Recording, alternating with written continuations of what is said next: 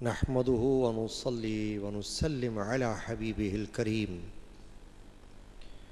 أعوذ بالله من الشيطان الرجيم. بسم الله الرحمن الرحيم. هن لباس لكم وأنتم لباس لهن. صدق الله العظيم. اللهم صل على سيدنا مولانا محمد معدن الجود والكرم وآلہ وبارک وسلم. صلاۃ وسلام علیک یا سیدی یا رسول اللہ وعلی آلک واصحابک یا حبیب اللہ.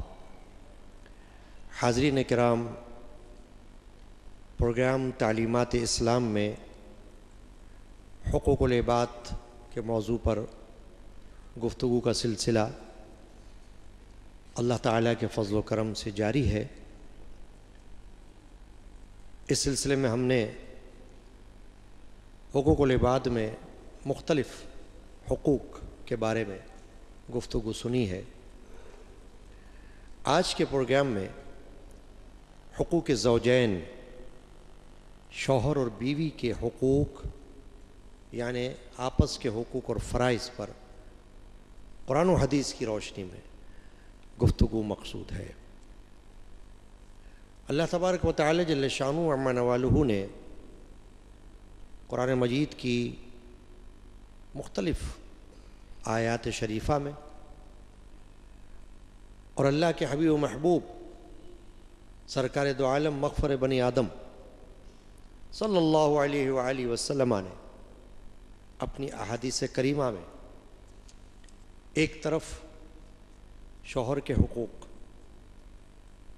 ایک طرف بیوی کے حقوق، ایک طرف شوہر کے فرائض، ایک طرف بیوی کے فرائض پر زور دیا، توجہ دلائی، احکامات عطا فرمائے.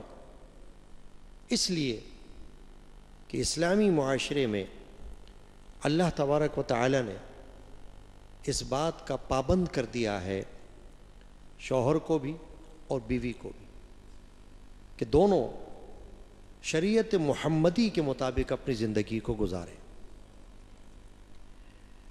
جب عقد نکاح ہوتا ہے اس وقت یہ دعا بھی کی جاتی ہے، خطبہ بھی پڑھا جاتا ہے اور اس طرف توجہ بھی دلائی جاتی ہے کہ زوجین کو اللہ تبارک و تعالی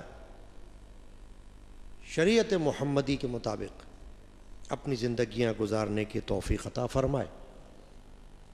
کیوں؟ اس کی وجہ یہ ہے کہ دین اسلام ایک ایسا دین ہے، ایسا مذہب ہے کہ جس نے حقوق متعین کر دیے ہیں ہر بندے کے، ہر بندی کے، عورت کے بھی، مرد کے بھی، باپ کے بھی، ماں کے بھی، بھائی کے بھی، بہن کے بھی، اولاد کے بھی، پڑوسی کے بھی، مسلم کے بھی، غیر مسلم کے بھی. یعنی ایسا جامع دین ہے کہ جس میں ہر ایک کو یہ بتا دیا گیا ہے کہ اس کے اوپر کیا فرض ہے اور اس کا کیا حق ہے. یہی وجہ ہے کہ نکاح کے بعد جو عورت اور جو مرد اس بندھن میں بندھ جاتے ہیں ان کو شریعت، اسلام، قرآن، حدیث یہ حکم دیتا ہے کہ وہ ایک دوسرے کے حقوق اور اپنے فرائض کا خیال رکھیں. اور صرف حکم ہی نہیں دیتا بلکہ انہیں اس بات کا پابند کر دیتا ہے کہ اگر انہوں نے ایسا نہ کیا تو ایک طرف تو وہ گناہ کے مرتکب ہو جائیں گے کیونکہ اللہ تعالیٰ کی نافرمانی ہوگی، اللہ کے رسول کی نافرمانی ہوگی، اور اللہ نے فرما دیا اطیعوا اللہ و اطیعوا الرسول، اللہ کی اطاعت کرو اور اس کے رسول کی.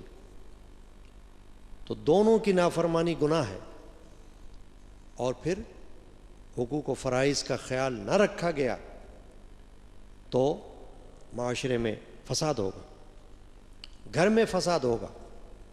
خاندان میں فساد ہوگا۔ آپ کے علم میں ہے کہ زوجین صرف دو شخصیات کا نام نہیں، وہ تو زوجین ہیں لیکن ان کے ساتھ پورا خاندان وابستہ ہے۔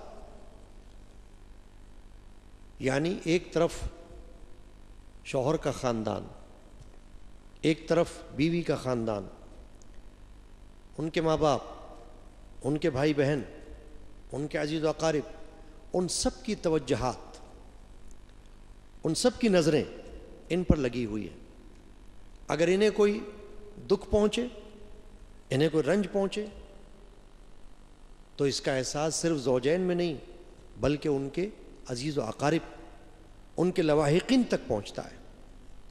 اس لیے اس بات کی اشد ضرورت ہے کہ دین اسلام نے زوجین کے جو حقوق متعین فرما دیے، واضح فرما دیے، ایک دوسرے کے حقوق و فرائض کو واضح کر دیا، ان کا خیال رکھا جائے، ان پر توجہ دی جائے تاکہ زندگی خوشگوار گزرے، گھر خوشگوار ماحول میں ہو جائے، اور اگر بچے ہیں تو وہ بھی نفسیاتی امراض کا شکار نہ بنے، کیونکہ عموماً یہ دیکھا جاتا ہے کہ جہاں گھر کے اندر آپس میں حقوق و فرائض میں کوتاہی ہے، خیال نہیں رکھا جا رہا، شریعت کا مذاق اڑایا جا رہا ہے، قرآن و حدیث کے احکامات پر عمل نہیں کیا جا رہا، تو گھر میں فتنہ اور فساد تقریباً روزانہ برپا رہتا ہے،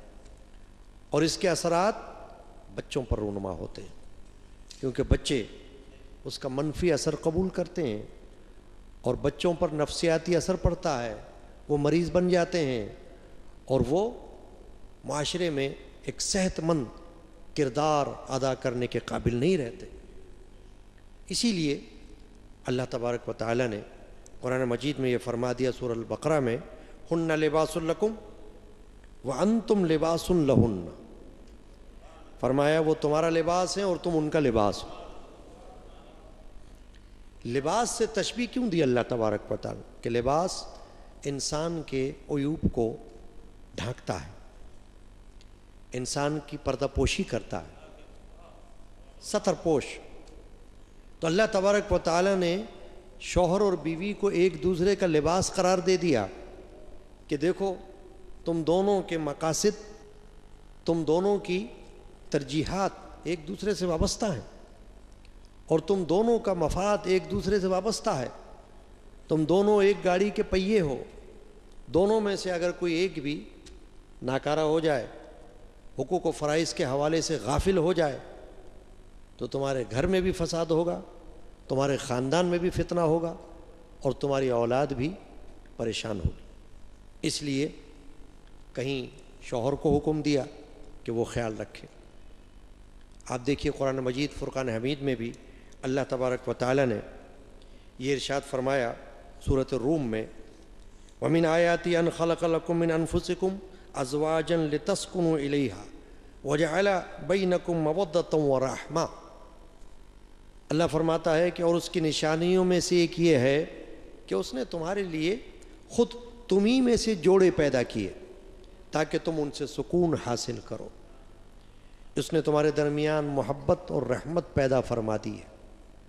اللہ تعالیٰ یہ چاہتا ہے کہ زوجین آپس میں ایک دوسرے کے لیے اپنے دل میں محبت پیدا کریں، الفت پیدا کریں۔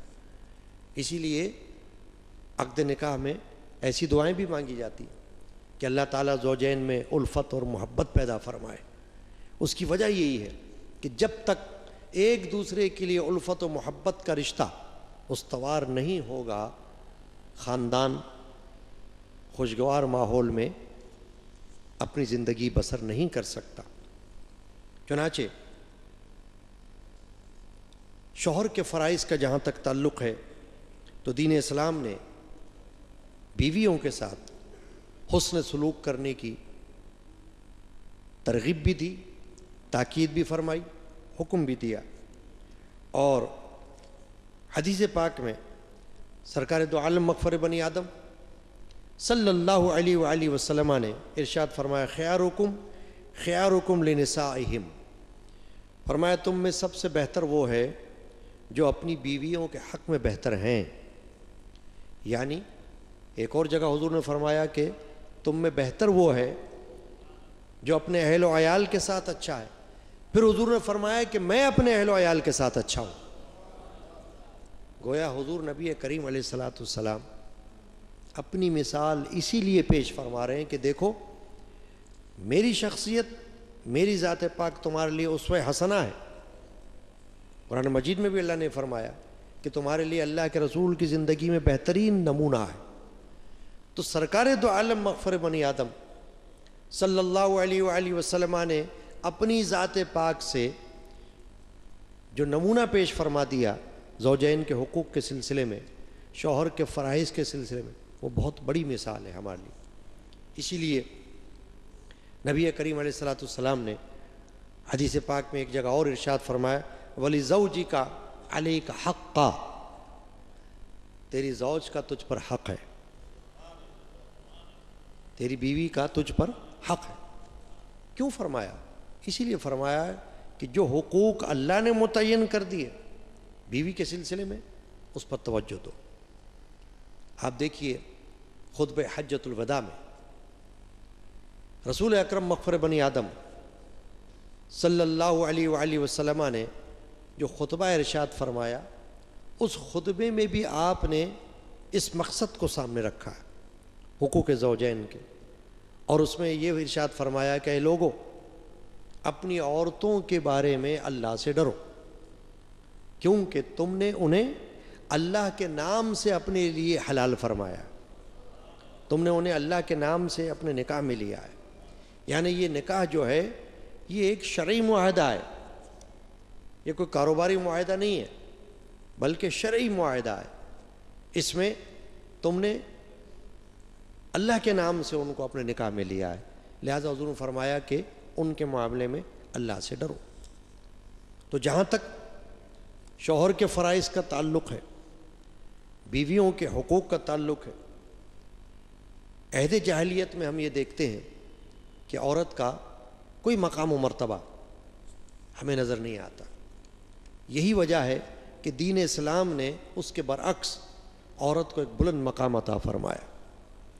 بیوی کو کوئی لونڈی نہیں بنایا، نوکرانی نہیں بنایا، یا زر خرید غلام نہیں بنایا، بلکہ بیوی کو ایک ساتھی بنایا، شریک سفر بنایا، شریک حیات کا درجہ دیا ہے.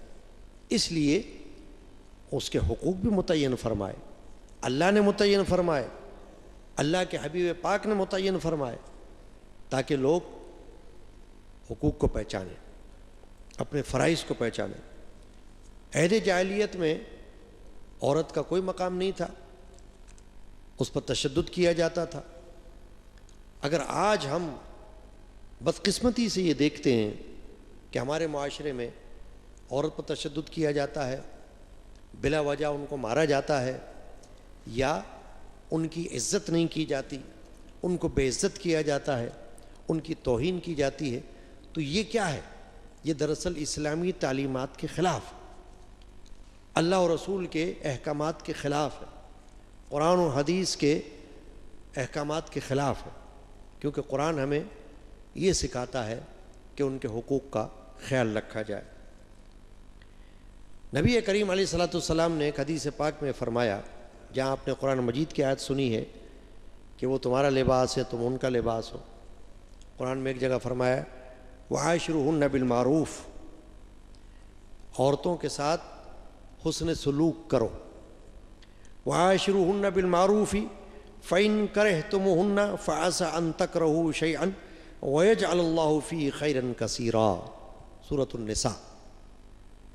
اللہ تبارک و تعالیٰ ارشاد فرماتا ہے تم بیویوں کے ساتھ اچھا سلوک کرو اگرچہ وہ تمہیں ناپسند ہو.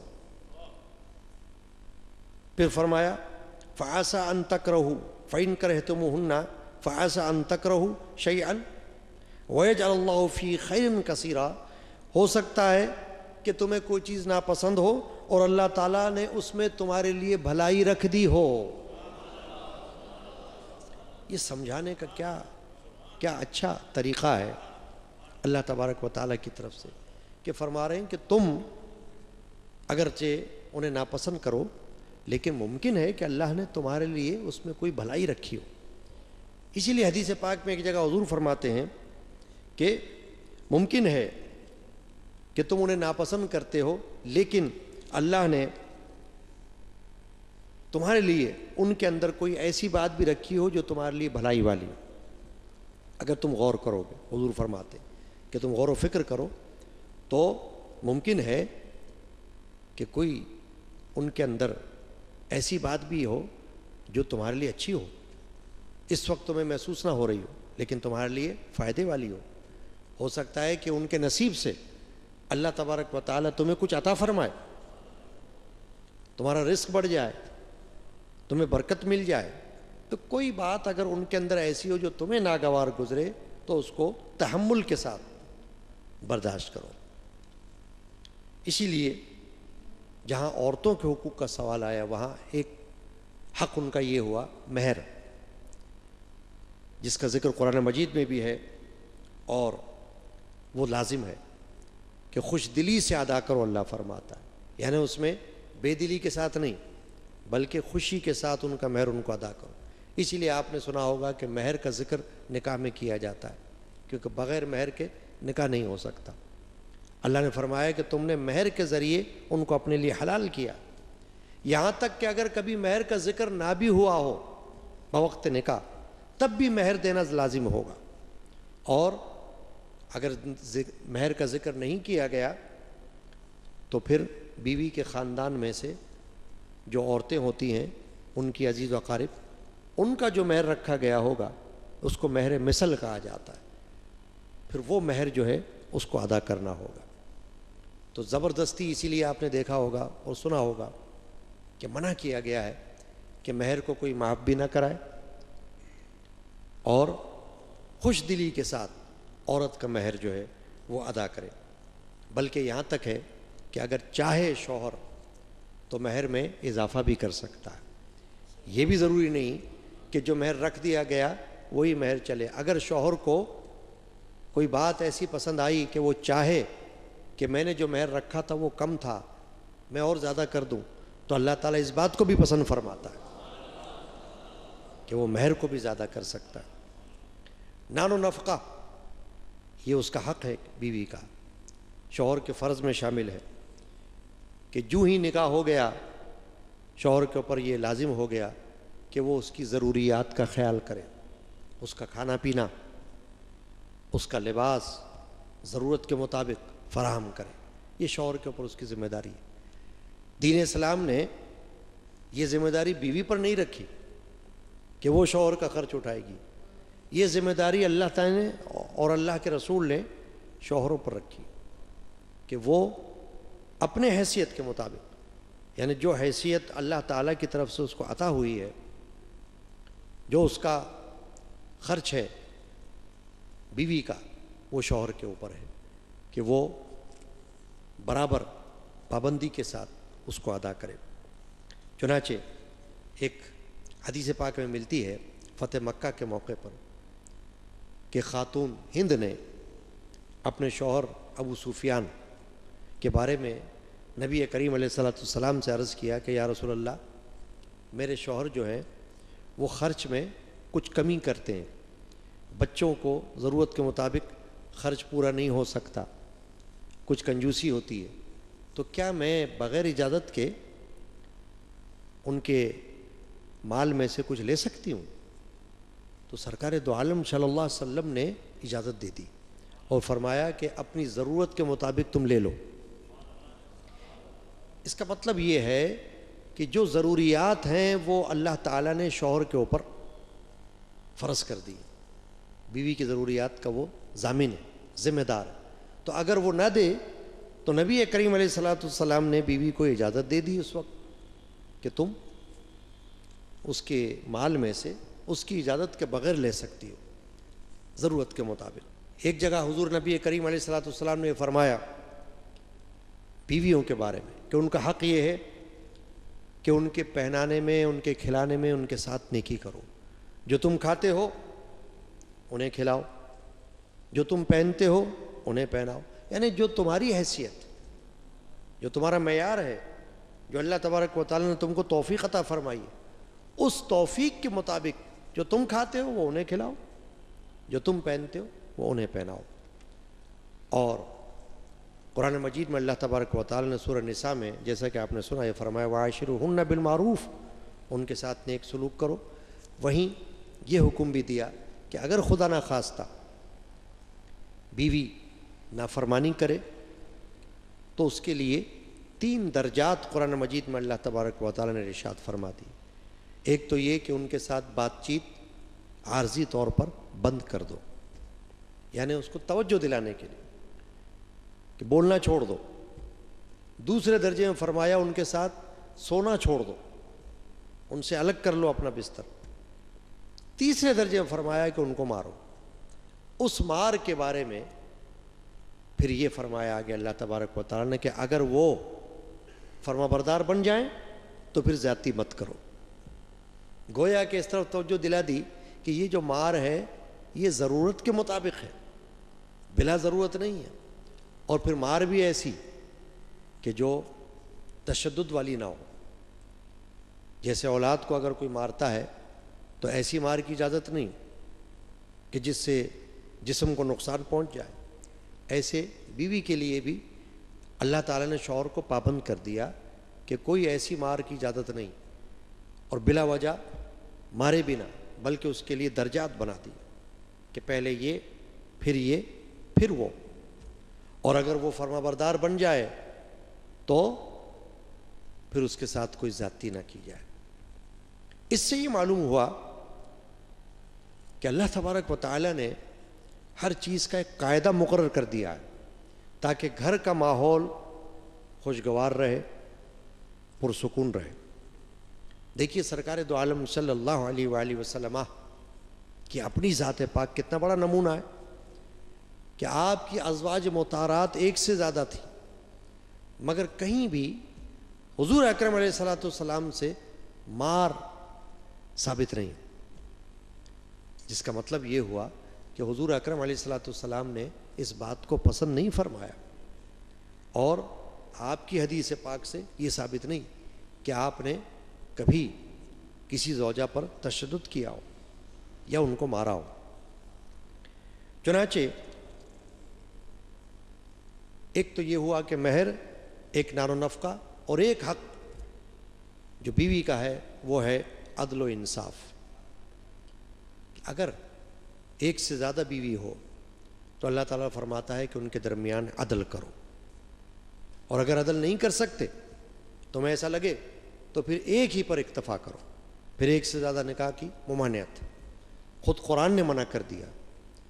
چنانچہ عدل و انصاف کا یہ تقاضا ہے، اور حدیث پاک میں نبی کریم علیہ الصلوۃ والسلام نے یہ فرما دیا کہ اگر کوئی شخص ایک سے زیادہ بیوی رکھتا ہے اور اس کے ساتھ عدل نہیں کرتا، عدل کیا ہے؟ برابری۔ عدل کے معنی ہے برابری، کہ جیسا ایک کو کھلایا دوسرے کو ویسے کھلائے، جیسا ایک کو پہنایا دوسری کو ویسا ہی پہنائے، جیسے اس کے ساتھ رہا ویسے اس کے ساتھ رہے، اس کو کہتے ہیں عدل۔ اللہ نے اس بات کا پابند کر دیا شوہر کو کہ جب تک عدل متصور نہیں ہو سکتا دوسرے نکاح کی اجازت نہیں۔ اور جہاں تک دل کا معاملہ ہے اس کے لیے حضور اکرم علیہ الصلوۃ والسلام نے رخصت عطا فرمائی کہ دل کی جو محبت کا تعلق ہے، جو قلب سے تعلق رکھتی ہے، اس میں تم قصوروار نہیں ہو، لیکن بظاہر جتنے تمہارے معاملات ہیں وہ بیوی کے ساتھ عدل والے ہونے چاہیے، انصاف والے ہونے چاہیے۔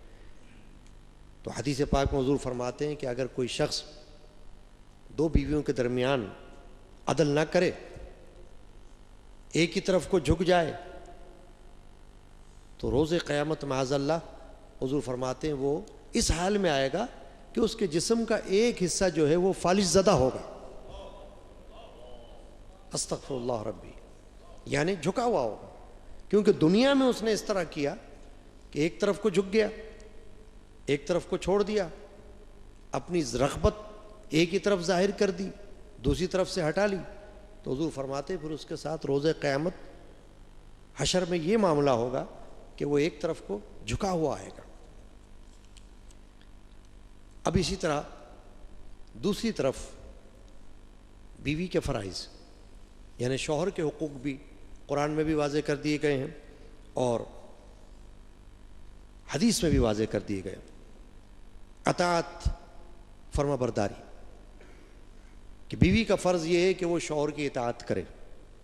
قرآن کریم میں اچھی بیویوں کے بارے میں جب اللہ تبارک و تعالی نے ارشاد فرمایا تو فرمایا فالصالحات قانتات، یعنی جو نیک عورتیں ہیں وہ اطاعت کرنے والی ہیں شوہروں کی، فرما بردار کرنے والی ہیں، فرمان کو، حکم کو جو جائز فرمان ہو ماننے والی ہیں. ایک حدیث میں حضور فرماتے ہیں کہ اگر میں کسی کو سجدہ کرنے کا حکم دیتا، یعنی بندہ بندے کو سجدہ کرے، تو پھر میں عورت کو حکم دیتا کہ وہ اپنے شوہر کو سجدہ کرے. یعنی اس کا درجہ ایسا ہے کہ دین اسلام میں شوہر کے حق کو بہت بلند کیا گیا ہے. جہاں شوہر کو پابند کیا گیا ہے فرائض کے حوالے سے، وہاں اس کے درجات کو بھی بلند کیا گیا. الرجال قوامون علی النساء، سورۃ النساء میں اللہ تعالیٰ فرماتا ہے کہ مرد جو ہیں وہ نگران ہیں عورتوں پر، یعنی کہ فضیلت رکھتے ایک درجہ. اس کی وجہ یہ ہے کہ اللہ تعالیٰ نے مردوں کو اپنے جسمانی قوا میں، طاقت میں برتری عطا فرمائی، عقل میں برتری عطا فرمائی. تو اس بات کا تعلق یہ ہے کہ عورت اس بات کو سمجھے کہ شوہر کو جو درجہ خود قرآن و حدیث کی روشنی میں ملا ہوا ہے وہ اس بات کا تقاضا کرتا ہے کہ اس کی فرما برداری ہو. ہاں خدا نہ خواستہ جب بات اللہ اور رسول کی مرضی کے خلاف والی آ جائے وہاں اس کا حکم ماننا ضروری نہیں، کیونکہ وہاں تو سوال ہی پیدا نہیں ہوتا کہ اللہ اور رسول کی مرضی کے خلاف کوئی بات کی جائے. لا طاعت المخلوق فی معصیت الخالق، کہ جہاں پر خالق کی معصیت کا سوال آ جائے گا وہاں پر مخلوق کی اطاعت نہیں کی جا سکتی. تو اگر شوہر خدا نہ خواستہ کوئی ایسی بات کرے جو اللہ رسول کی مرضی کے خلاف ہو تو نہ مانے، لیکن جب ایسی کوئی بات نہیں تو بیوی کو حکم ہے کہ وہ شوہر کی اطاعت کرے. اور اس سلسلے میں جہاں تک احادیث کی طرف ہم نظر ڈالتے ہیں تو سرکار دو عالم صلی اللہ علیہ وآلہ وسلم نے کئی جگہ بیوی کے فرائض کے سلسلے میں جو ارشاد فرمائی ہے باتیں، ان کو ہمارے مد نظر رکھنا وہ ضروری ہے. ایک جگہ سرکار دو عالم صلی اللہ علیہ وآلہ وسلم یہ فرماتے ہیں کہ اگر شوہر بیوی کو حکم دے دے، روزہ کتنی بڑی عبادت ہے، بیوی کو حکم دے دے کہ وہ نفلی روزہ نہ رکھے، تو بیوی کا فرض یہ ہے کہ وہ اس کی اطاعت کرے، اس کی بات مانے. اور اگر وہ اس کے بغیر اجازت روزہ رکھ لیتی ہے تو حضور فرماتے ہیں کہ پھر اس کو کوئی ثواب نہیں ملے گا، یہ ثواب شوہر کی طرف منتقل ہو جائے گا، بیوی گناہ گار ہو جائے گی. فرض روزے کی بات نہیں ہو رہی، نفلی روزے کی بات ہو رہی کہ نفلی روزہ، نفلی عبادت شوہر کے مرضی کے بغیر نہ کی جائے. کہ اگر کسی وجہ سے وہ منع کرے تو بیوی کو یہ اجازت نہیں کہ وہ بغیر مرضی کے شوہر کے نفلی روزہ بھی رکھ لے. اس سے معلوم ہوا کہ جہاں تک عبادت کا تعلق ہے اس میں بھی اللہ تعالیٰ نے بیوی کو اس بات کا پابند کر دیا ہے کہ شوہر کی مرضی کے بغیر نہیں کی جا سکتی. اس سے یہ معلوم ہوا کہ اللہ تعالیٰ نے زوجین میں دونوں طرف بیلنس رکھا ہوا ہے، توازن ہے. نہ تو شوہر کو کھلی چھوٹ دے دی کہ وہ بیوی کے حقوق کو پامال کرے، اور نہ ہی بیوی کو یہ چھوٹ دے دی کہ وہ شوہر کے حقوق کا خیال نہ رکھے، بلکہ دونوں کو پابند کر دیا ہے کہ دونوں اپنے اپنے حدود میں رہتے ہوئے ایک دوسرے کے حقوق کا خیال رکھیں. تحفظ مال، تحفظ عصمت، یہ بھی شوہر کے حقوق میں شامل ہے. یعنی مال جو شوہر کا ہوتا ہے اس میں بیوی کو اجازت نہیں کہ بغیر اجازت کے تصرف کرے، یعنی شوہر کے مال کو. ہاں جہاں پر شوہر کی طرف سے اجازت ہو، مثلا ایک گھر میں ایسا ماحول ہے کہ شوہر نے اجازت دے رکھی ہے کہ اگر تمہیں ضرورت ہو تو تم مال کو مرضی کے بغیر بھی خرچ کر سکتی ہو، یا شوہر کی غیر موجودگی میں مال خرچ کرنے کی ضرورت پیش آ جائے سودا سلف کے حوالے سے، اور شوہر کو کوئی اعتراض نہیں ہوتا، قاعدہ ہی یہی ہے، وہاں کا دستور ایسا ہی ہے، تو بیوی پر کوئی گناہ نہیں، وہ شوہر کے مال میں تصرف کر سکتی ہے، خرچ کر سکتی ہے۔ لیکن اگر ایسا نہیں تو شریعت نے یہ اجازت بیوی کو نہیں دی کہ وہ شوہر کے مال میں بغیر اس کی مرضی کے کوئی تصرف کرے۔ اب عصمت کی بات آتی ہے تو نبی کریم علیہ الصلوۃ والسلام نے ارشاد فرما دیا کہ بیوی اپنی حرمت، اپنی عصمت کا خیال رکھے کہ وہ شوہر کا حق ہے اور اس کو پامال نہ ہونے دے۔ حاضرین کرام، آج ہم نے تعلیمات اسلام پروگرام میں حقوق زوجین کے بارے میں قرآن اور حدیث کی روشنی میں محدود وقت میں کچھ سنا ہے۔ اللہ تعالی ہمیں اس کو سمجھنے کی توفیق عطا فرمائے۔ آج کے پروگرام کے حوالے سے اگر کوئی سوال آپ حضرات میں سے کسی کے ذہن میں ہو تو وہ کر سکتے ہیں۔ کیا عورت کو خود کمانے کا حق ہے؟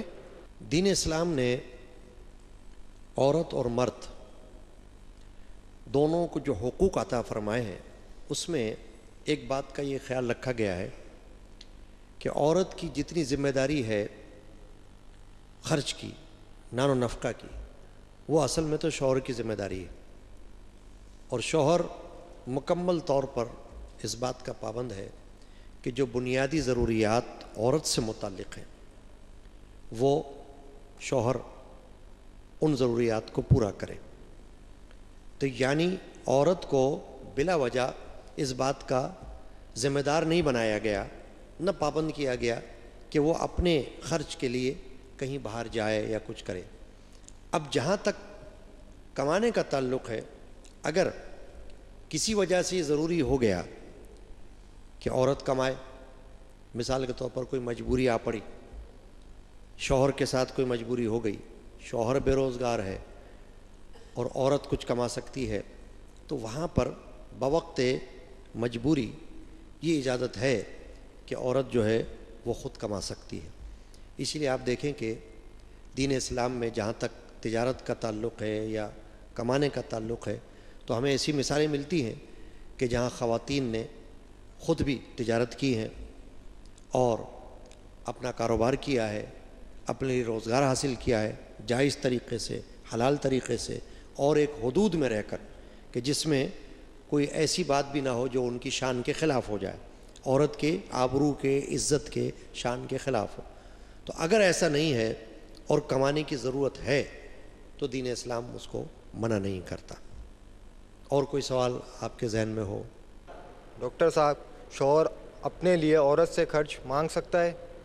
شوہر کا عورت سے خرچ مانگنا یہ تو ظاہر ہے کہ جب ذمہ دار اللہ تبارک و تعالی نے شوہر کو بنایا خرچ کا، گھر کے خرچ چلانے کا، عورت کے اخراجات برداشت کرنے کا، تو عورت کو پھر یہ اللہ تعالیٰ نے پابندی نہیں لگائی کہ عورت جو ہے وہ شوہر کو خرچ دے، اور یہ شوہر کے وقار کے بھی خلاف ہو جاتا ہے کہ شوہر جو ہے وہ خرچ عورت سے مانگے، عورت کی کمائی میں سے لے، یا عورت کو مجبور کرے کہ تم گھر کا خرچ چلاؤ۔ یہ بالکل شریعت کے مرضی کے خلاف، لہٰذا شوہر کو یہ اجازت نہیں کہ وہ عورت سے اپنے لیے خرچ مانگے۔ یہ تمام باتیں جو ہیں یہ مجبوری کے تحت تو ہو سکتی ہیں، لیکن بغیر کسی مجبوری کے شریعت یہ اجازت نہیں دیتی کہ شوہر جو ہے وہ عورت سے خرچ مانگے۔ عورت شوہر سے خرچ مانگے گی کیونکہ ذمہ داری اللہ تبارک و تعالی نے شوہر کے اوپر رکھی ہوئی، نہ کہ عورت کے اوپر۔ ہمارے پاس شریعت میں ایسی مثالیں ملتی ہیں کہ جہاں پر کم خرچ میں بھی، کم حیثیت میں بھی شوہر ہی کے اوپر یہ ذمہ داری ہے کہ جس طرح اللہ تعالیٰ نے اس کو توفیق عطا فرمائی ہے وہ اپنے گھر کا خرچ اٹھائے، اپنی بیوی کا خرچ اٹھائے، اپنے بچوں کا خرچ اٹھائے، نہ کہ وہ عورت کو مجبور کرے کہ تم اس خرچ برداشت کرو۔ تو شوہر کو ایسی اجازت نہیں دی گئی کہ وہ بیوی سے خرچ مانگے۔ اور کوئی سوال اگر آپ کے ذہن میں ہو تو آپ کر سکتے ہیں۔ کیا شوہر زبردستی مہر معاف کرا سکتا ہے؟ ابھی میں نے گفتگو کے دوران میں مہر کی اہمیت تو واضح کر دی کہ مہر اللہ کی طرف سے حکم ہے اور وہ شوہر کو ادا کرنا لازم ہے۔ اب مہر معافی کا جہاں تک تعلق ہے، اس میں فقہا نے یہ فرما دیا ہے کہ جب عورت قرآن کی روشنی میں جو اللہ نے فرمایا کہ اگر عورت خوشی سے معاف کر دے تو شوہر اس معافی کو قبول کر سکتا ہے۔ پھر اس میں بھی عورت کو یہ اختیار دیا گیا ہے کہ وہ چاہے تو مہر کل کا کل معاف کرے، چاہے تو اس میں سے کچھ حصہ معاف کرے۔ اس لیے آپ نے دیکھا ہوگا کہ نکاح کے وقت مہر کی جو صورتیں ہیں وہ بھی مختلف ہوتی ہیں۔ ایک مہر معجل، ایک مہر موجل، یعنی کہ ایک مہر وہ کہ جو فوراً ادا کیا جاتا ہے عجلت میں، اس کو معجل کہا جاتا ہے۔ ایک وہ جو موجل ہوتا ہے جو بعد میں کبھی ادا کیا جائے گا اور اس کا کوئی وقت بھی مقرر نہ ہو۔ ایک مہر وہ جو عند طلب ہو کہ جب طلب کر لے عورت اس وقت ادا کرنا ہے۔ تو اسی طرح مہر کے بارے میں عورت کو یہ اختیار دے دیا گیا ہے کہ اگر وہ اپنی مرضی سے معاف کرے، کتنا معاف کرے یہ بھی اس کے اوپر ہے۔ اگر وہ کہے کہ آدھا میں نے معاف کیا تو آدھا مہر معاف ہو گیا خوشی کے ساتھ، پھر شوہر وہ معافی کو قبول کر سکتا ہے، اس پہ کوئی گناہ نہیں۔ اور اگر عورت کل مہر معاف نہ کرے، کچھ حصہ معاف کرے، تو اتنا ہی حصہ معاف ہوگا جتنا اس نے معاف کیا ہے۔ لیکن جبراً معاف کرانا حرام ہے، یعنی عورت پر دباؤ نہیں ڈالا جا سکتا شوہر کی جانب سے کہ یہ مہر معاف کرو، میں مہر نہیں دوں گا۔ تو اگر جبراً اس نے عورت پر یہ دباؤ ڈال کر مہر کو معاف کرا لیا، وہ مہر اس کے لیے حلال نہیں ہوگا، وہ مہر اس کے لیے حرام ہوگا۔ اور اب جو معافی والی بات ہے تو کوشش یہی ہونی چاہیے کہ مہر ادا کیا جائے، معاف کرانے کا تصور نہ رکھا جائے۔ فقہا نے تو یہ فرمایا ہے کہ جو بوقت نکاح شوہر یہ نیت رکھے کہ مہر دوں گا ہی نہیں، وہ سخت گناہ گار ہوگا، یعنی وہ گناہ ہے کہ اگر اس نے پہلے ہی سے نیت رکھ لی کہ مہر دوں گا ہی نہیں تو یہ تو حرام ہو جائے گا۔ لہٰذا اس کی اجازت نہیں ہے۔ اگر عورت خوشی سے معاف کرتی ہے تو ہو سکتا ہے۔ حاضرین کرام، آج تعلیمات اسلام میں ہم نے حقوق زوجین پر کچھ گفتگو سنی ہے۔ اللہ تبارک و تعالی آج کی جو گفتگو کی گئی اسے یاد رکھنے کی اور اس پر عمل کی ہمیں توفیق عطا فرمائے۔ انشاءاللہ آئندہ پروگرام میں کسی اور موضوع پر گفتگو ہوگی۔ وآخر دعوانا ان الحمد للہ رب العالمین۔